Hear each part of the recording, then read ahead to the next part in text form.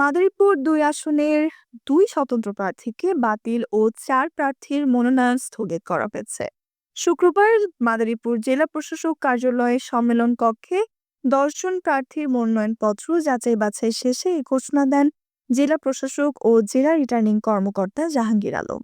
এ সময় ১% ভোটারদের তথ্য গরমিল থাকায় স্বতন্ত্র প্রার্থী আন্তর্জাতিক খ্যাতিসম্পন্ন বক্তা ও টেকেরহাটের পীরজাদা ডক্টর মাহমুদ কামরুল ইসলাম সাঈদ আনসারী এবং অপর স্বতন্ত্র প্রার্থী মোহাম্মদ রেজাউল ইসলামের মনোনয়নপত্র অবৈধ ঘোষণা করা হয়।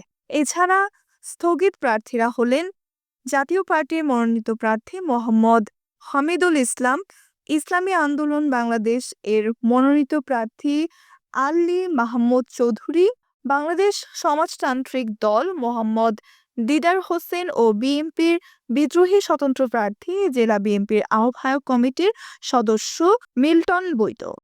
Nusrat Jahan, AVN news desk.